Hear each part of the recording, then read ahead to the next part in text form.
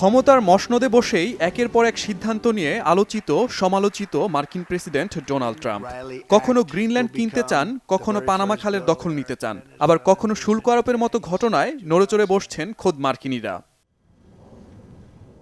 Canada, Mexico ও চীনের পণ্য আমদানিতে শুল্ক আরোপে শনিবার ৩টি পৃথক নির্বাহী আদেশে সই করেন ট্রাম্প। এর মধ্যে কানাডা ও মেক্সিকোকে 25% করে শুল্ক গুনতে হবে।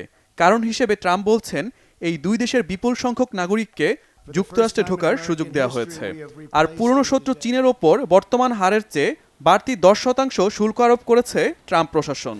We're thinking in terms of 25% on Mexico and Canada because they're allowing.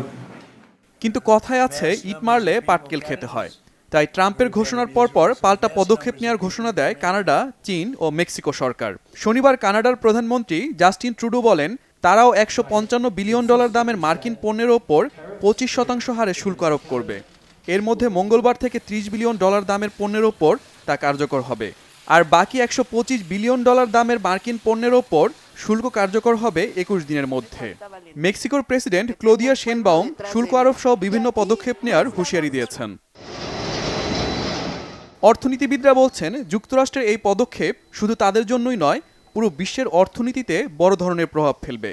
এরই মধ্যে এর প্রভাব বিশ্ব অর্থনীতিতে পড়তে শুরু করেছে। নোবেলজয়ী অর্থনীতিবিদ, কলাম্বিয়া বিশ্ববিদ্যালয়ের অর্থনীতির অধ্যাপক জোসেফ স্টিগলিস বলেন, ট্রাম্পের শুল্কের জন্য খোদ মার্কিন ভোক্তাদেরই মাশুল গুনতে হবে। এতে যুক্তরাষ্ট্রের অভ্যন্তরে পণ্যের দাম বেড়ে যেতে পারে। এছাড়া বিশ্বে মুদ্রাস্ফীতি বাড়বে এবং অর্থনৈতিক প্রবৃদ্ধিও কমে আসবে। ট্রাম্প অবশ্য এরই মধ্যে বিষয়টি স্বীকার করেছেন। রবিবার ট্রাম্প বলেন, শুল্ক আরোপের ফলে স্বল্পমেয়াদে মার্কিন নাগরিকরাও যন্ত্রণার শিকার হতে পারে।